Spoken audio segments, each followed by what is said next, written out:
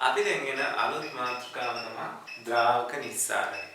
ද්‍රාවක නිස්සාරණය පාවිච්චි කරන්නේ යම්කිසි ද්‍රාවකයක් එක ද්‍රවයක හොඳින් දිය වෙනවා. තවත් ද්‍රවයක හොඳින් දිය වෙන්නේ නැහැ. අපි කතා කරා ද්‍රාව්‍යතාවයට ද්‍රාව්‍ය ස්වභාවයත් බලපානවා කියලා. එතකොට ද්‍රාව්‍ය වෙනස් ද්‍රාව්‍ය එක ද්‍රාව්‍ය වෙන වෙන ද්‍රාවණවල ද්‍රාව්‍යතාව වෙනස් වෙනවා. එතකොට මෙතනදී ද්‍රාවක නිස්සාරණය කරන්නේ එකක දිය වෙන්නේ නැති එකක් අපි හොඳින් දිය වෙන එකකට අරගෙන ඒ අපිට අවශ්‍ය දේ වෙන් කරගන්න. තමයි ද්‍රාවක නිස්සාරණය පාවිච්චි කරන්නේ. උදාහරණයක් විදිහට ගන්නවා අයඩින්. අයඩින් ජලය හරියට දිය වෙන්නේ නැහැ. එතකොට අයඩින් තියෙන එකක් අපි ජලයේ දිය කර ගන්නවා. ඒ ඉතින් මොකටද හරියට තියෙන එක හරියට දිය වෙන්නේ නැති එකක අපි අයඩින් දිය කරගන්නේ? ඔයාලට ඉස්සරහට මම ඒක තේරුම් කරගන්නම් ඒකට හේතුව. එතකොට අයඩින් අපි ජලයේ දිය කරගෙන ඒක ඒ වුණාට අයඩින් CCl4 නැත්නම් කාබන් ටෙට්‍රාක්ලෝරයිඩ් හෙක්සේන් වගේ කාබනික ද්‍රාවක වල හොඳින් දිය වෙනවා. මේකට අපි කියන්නේ බේරුම් කුණීලය. බේරුම් කුණීලය. මේ පාවිච්චි කරන්නේ බේරුම් කුණීලය. බේරුම් කුණීලයට දානවා CCl4 ද්‍රාවණය අයඩින් ද්‍රාවණයක් දානවා දීලා. මේක ගුරු පාටක් තමයි පේන්නේ. ඊට පස්සේ කරන්නේ මේක මෙහෙම අපි දෙපැත්තට කරනවා. දෙපැත්තට කරපුවහම මොකද වෙන්නේ? මේ දෙක මිශ්‍ර වෙන්නේ නැහැ. මිශ්‍ර නොවන ද්‍රාවණ දෙකක් මේක. ඒකෝට මේ අපිට දකින්න හම්බෙන්නේ මේ CCl4 කියන ස්තරය දම් පාට වෙනවා. ඒ වෙන්නේ ඇයි? මේකේ තියෙන අයඩින් ටික මෙන්න මේ ස්තරයට නිස්සාරණය වෙනවා. ඒතකොට නිස්සාරණය වුණාට පස්සේ මේක මෙතනින් අපිට එළියට ගන්න පුළුවන්. එළියට අරගෙන මේකේ කාබන් ටෙට්‍රාක්ලෝරයිඩ් ටික වාෂ්ප කරලා අපි ලබා ගන්නවා මේක ඉතුරු වෙලා තියෙන අයඩින් ටික. ඇත්තට මේක තමයි ද්‍රාවක නිස්සාරණය කියලා කියන්නේ. එතකොට ද්‍රාවක නිස්සාරණය කියන්නේ මොකද්ද? ද්‍රාවක නිස්සාරණය කියලා කියන්නේ යම්කිසි ද්‍රාව්‍යයක් එහි ද්‍රාව්‍යතාවය අඩු ද්‍රාවකයක තියෙනකොට ද්‍රාව්‍යතාවය වැඩි ද්‍රාවණයක් සමග ගැටීමට සලස්වලා ඒ ද්‍රාව්‍යතාවය වැඩි ස්තරයට නිස්සාරණය කර ගැනීමට තමයි අපි කියන්නේ ද්‍රාවක නිස්සාරණය කියලා. ඒ වගේම මේ අපි පාවිච්චි කරන ද්‍රාවණ දෙක එකිනෙක මිශ්‍ර වෙන්නත් බෑ. මිශ්‍ර වුණොත් මේ දේ අපිට කරගන්න බෑ. එතකොට මේ ද්‍රාවක නිස්සාරණය මම කියන්නේ මේ අයඩින් මොකද වතුර දිය කරලා ගන්න කියලා. මේක පාවිච්චි කරන්නේ අයඩින් වලට නෙමෙයි ගොඩක් වෙලාවට අරිෂ්ඨ නිෂ්පාදනයේදී. අරිෂ්ඨ නිෂ්පාදනයේදී අපිට එකපාර CCl4 වල දිය කරලා අපිට ගන්න බෑ.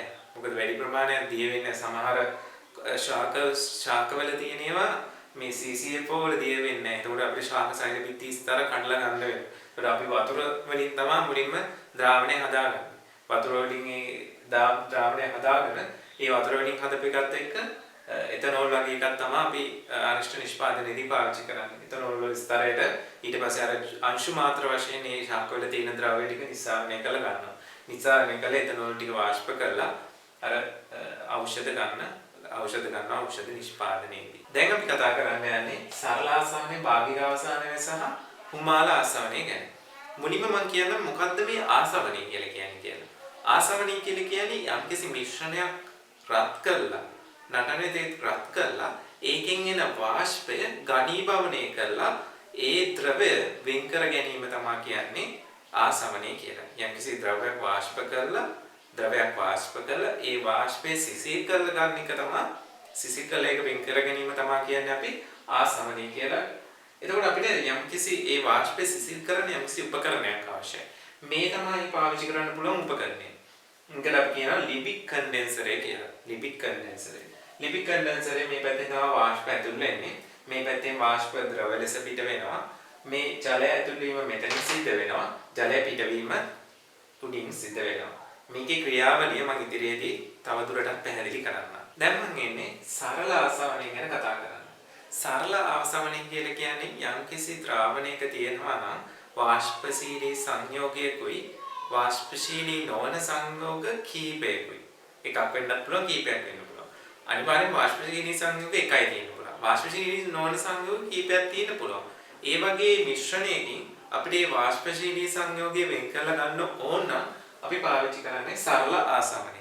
ඒ සරල ආසවනය සඳහා මෙන්න මේ ඇටෝම තමයි පාවිච්චි කරන්නේ. මේ ඇටෝමේදී මෙතන දැන් අපි උදාහරණයක් විදිහට ගන්නවා ලින් ජලය. ලීන් ජලයේ ජලයට අමතරව විවිධ අයන වර්ග, ලවණ වර්ග අඩංගු වෙනවා. එතකොට ඒ ලවණ වර්ග වලින් අපිට ආශ්‍රිත ජලය නැත්නම් පිරිසිදු ජලය හදා ගන්න ඕනේ. හදාගෙන මොකද කරන්නේ අපි මේ භාජනයේට අපි ලීන් ජලයට එක දාලා මේක රත් කරනවා. රත් කරනකොට මොකද වෙන්නේ? මේක වාෂ්ප වෙනවා. වාෂ්ප වෙන්නේ ජලය, පිරිසිදු ජලය. වාෂ්ප වෙන ජලය ටික මොකද කරන්නේ? මෙතනින් කන්ඩෙන්ස් කරලා අපි මෙතනින් ජලය එළියට ලබා ගන්නවා. මේකෙදි අපි පල්ලෙහෙන් තමයි මෙතනින් ජලය ඇතුල් කරනවා. පිරිසිදු ජලය මේ ජලය ඇතුල් කරන්නේ මේ වාෂ්පය සිසිල් කරන්න මෙතනින් ජලය එළියට ගන්නවා. අපි අයි මේ පල්ලෙහෙන් ජලය ඇතුල් කරලා මෙතනින් එළියට ගන්නේ. එතකොට මේ ඔක්කොම කොටස් මේ ලිපිඩ් කන්ඩෙන්සරේ මේ හරිය ඔක්කොම සම්පූර්ණයෙන් බිල්ල තියෙන ජලය. මේ මැද යන්නේ වාෂ්පය. වාෂ්පය එතකොට මෙතනින් සිසිල් වෙලා ද්‍රව බිඳු වශයෙන් පැටෙනවා. අපි යටින් ඇතුල් කරලා ජලය උඩින් එළියට ගන්න. උඩින් මෙතනින් දාලා මෙතනින් ගන්න එක ලේසියි. එහෙම වුණාට මෙතනින් දාලා මෙතනින් ගන්නේ මේ වැඩි කාලයක් මේක ජලය සමග එතකොට අලුත් ජලය වැඩි කාලයක් මෙන්න මේකත් එක්ක ස්පර්ශව තියෙනවා. එතකොට තාපය හුමාරු වෙන්න වැඩි කාලයක් ගත වෙනවා. දැන් මෙහින් දාලා මෙහින් ගත්තොත් ඉක්මනට ජලය ටික හෝස් ගාලා යනවා. මෙතනින් දාලා උඩින් ගන්නකොට ජලය හිමීට යන්නේ වැඩි කාලයක් මේකේ ස්පර්ශව පවතින. එතකොට තාපය හුමාරු වෙන්න පහසු වෙනවා. ඒක තමයි මේ වගේ දේවල් විභාගෙදී අහලක් තියෙනවා. අහන්නත් ඉඩ තියෙනවා ඉස්සරහදී. හොඳට මතක තියාගන්න ඒක.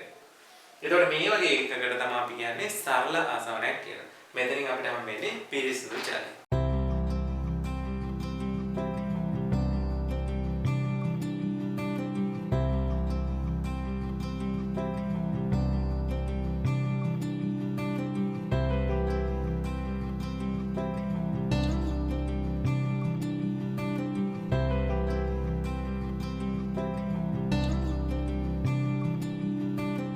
දැන් සරල ආසවනය පාවිච්චි කරන්න පුළුවන් වාෂ්පශීලී සංයෝග එකක් තියෙනවා නේද? දැන් වාෂ්පශීලී සංයෝග ගොඩක් තිබ්බොත් ඒ වෙන් කරගන්න මොකක්ද පාවිච්චි කරන්න පුළුවන්?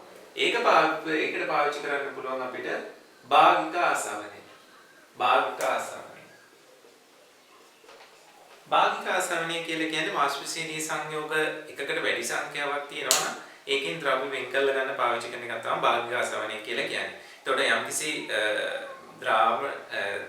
යම්කිසි සංයෝග දෙකක් තියෙනවා නම් වාෂ්පශීලී සංයෝග දෙකක් තියෙනවා නම් ඒ වාෂ්පශීලී සංයෝග දෙකේ තාපාංක අතර සැලකිය යුතු වෙනසක් තියෙන්න ඕනේ. තාපාංක අතර සැලකිය යුතු වෙනසක් තිබ්බොත් විතරයි අපිට ඒක වෙන් කරගන්න පුළුවන් වෙන්නේ. උදාහරණයක් විදිහට ජලයේ තාපාංකය සෙල්සියස් 100යි කියලා ගන්නවා. ඩීසල් වල තාපාංකය සෙල්සියස් 40යි. එතකොට මොකද වෙන්නේ? ඒ දෙක වෙන් කරලා ගන්න පුළුවන් අපිට. තාපාංක අතර වෙනසක් තියෙනවා. මේකට හොඳම දේ තමයි මේක භාගික කුළුණ ආසවන කුළුණ කියලා හඳුන්වන්නේ මේ බොරතෙල් වලින් විවිධ ද්‍රව්‍ය විවිධ නැත්නම් භූමි තෙල් ඩීසල් පෙට්‍රල් වගේ ඒවා වෙන් කරලා ගන්න බොරතෙල් වලින්නේ. ඒ බොරතෙල් වලින් ඒවා වෙන් කරලා ගන්න නිසාරණය කරගන්න මේ භාගික කුළුණ ආසවන කුළුණ අපිට පාවිච්චි කරන්න පුළුවන්. මේකේ මේ කුළුණේ උෂ්ණත්වය එකිනෙකට වෙනස්. දැන් අපි A සහ B කියන සංයෝග දෙකක් ගත්තොත් ඒවලු තාපාංක සෙල්සියස් 80යි B වල තාපාංක සෙල්සියස් 40යි කියලා හිතන්නකෝ. මේ මිශ්‍රණය සහිත ද්‍රාවණ මේ මිශ්‍රණය රත් කරපුවම මොකද වෙන්නේ? රත් කරපුවම ඒකේ වාෂ්පයේ වැඩිපුර අඩංගු වෙන්නේ මොනවාද? සෙල්සියස් 40 තාපාංකය. 40ට එනකොට B වාෂ්පය එන්න ගන්නවා. ඒතකොට වැඩිපුර අඩංගු වෙන්නේ B වාෂ්පය. A වාෂ්පය අඩුවෙන් අඩංගු වෙන්නේ. එතකොට අපිට සෙල්සියස් 40 දී මෙන්න B වාෂ්පය සිසිල් කරලා මේක එළියට ගන්න පුළුවන්. මේ කුළුණේදිත් එහෙම තමයි වෙන්නේ. කුළුණේ උෂ්ණත්වය එකිනෙකට වෙනස්. පල්ලෙහා උෂ්ණත්වය ගොඩක් වැඩි. උඩට යනකොට උෂ්ණත්වය අඩු වෙනවා. එතකොට මේ එන වාෂ්පය උෂ්ණත්වය වැඩි බොයිලින් පොයින්ට් එක නැත්තම් තාපාංකය වැඩි එකක් නම් පල්ලෙහෙන් ගන්න. තාපාංකය අඩු එකක් නම් මෙන්න මෙතනින් සිසිල් කරලා ගන්න පුළුවන්. තාපාංකය අඩු මොකද උෂ්ණත්වය මේ හැරෙට එන්න අඩුයිනේ. මෙතනින් තමයි වාෂ්පය ඉන්නේ අර බොරතෙල් වාෂ්පය. ඒක සිසිල් කර මේ තාපාංකයේ එක තැන්වලදී වෙනස් වෙන තැන්වලදී එළියට ගැනීම තමයි මේ භාගික ආසවනයේදී වෙන්නේ. සබ්ගස්සන්තේ පිරිපහතුවේ මේක තමයි උනේ. යටින් වෙන්නේ තාර. තාර මොනවටද ගන්නෙ? පාරවලට තාර දාන්න වගේ දේවල් වලට පාවිච්චි කරන්න පුළුවන්. මේකට තමයි අපි කියන්නේ භාගික ආසවනය කියලා.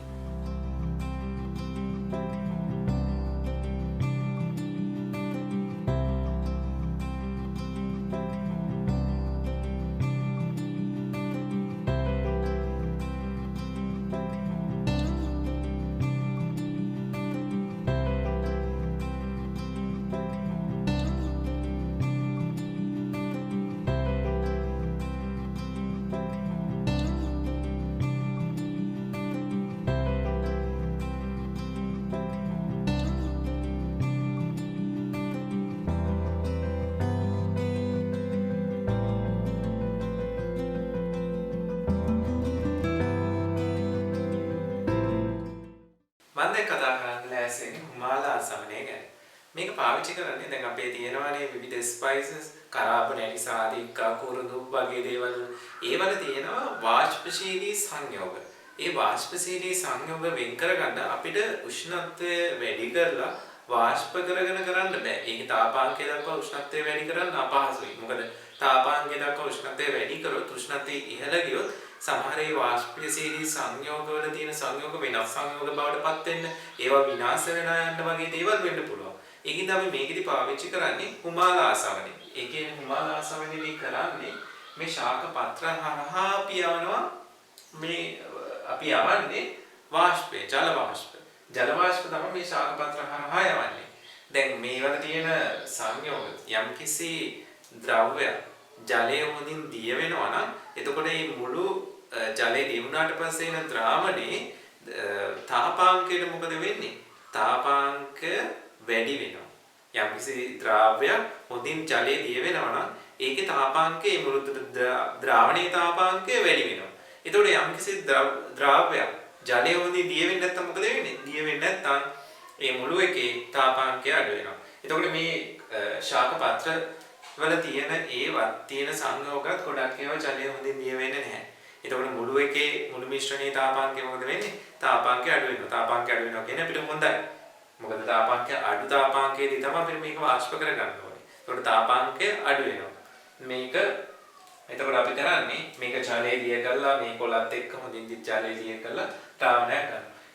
ඊට පස්සේ අපි කරන්නේ මෙතනින් අපි ජලය වාෂ්ප කරලා මේ බටේ දිගේ ජල වාෂ්ප වෙනවා. ජල වාෂ්ප ගිහලා ජල වාෂ්පයෙන් තමයි මේකේ තියෙන සංයෝග වාෂ්ප වෙන්න ගන්න. එතකොට මේකේ තියෙන වාෂ්පය මේ වාෂ්පය අරන් යනවා මේකේ තියෙන ද්‍රව්‍යය. අර වාෂ්පශීලී සංයෝග මේ කොළවල තියෙන අපිට වැදගත් වාෂ්පශීලී සංයෝග ටික අරගෙන තමයි යන්නේ. අරගෙන ගිහිල්ලා මේකෙන් ලිපිඩ් කන්ඩෙන්ස් එකෙන් කන්ඩෙන්ස් වෙලා ද්‍රාවණයක් විදියට මෙතනට වැටෙනවා. එතකොට මෙතනින් එන වාෂ්පය අර වාෂ්පශීලී සංයෝගයක් තියෙනවනේ.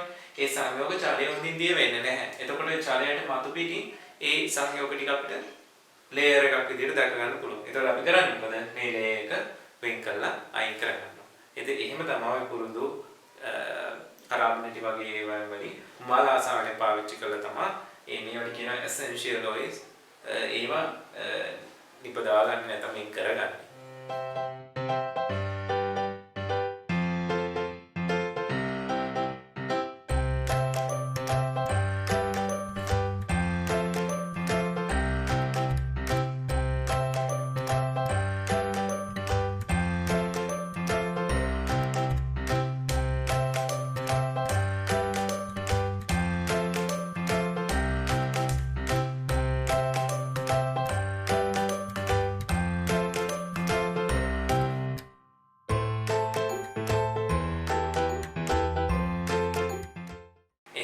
අදට මම මෙච්චරයි කතා කරන්න බලාපොරොත්තු වෙන්නේ. ඊළඟ දවසේ ඊළඟ කොටස කතා කරමු. ඔයාලා තාම අපි subscribe කරලා නැත්නම් පල්ලෙන් subscribe button එක click කරලා bell icon එක click කරන්න අමතක කරන්න එපා. එහෙනම් ඊළඟ කොටසින් ඊළඟ දවසේ හමු වෙමු. සුබ දවසක්.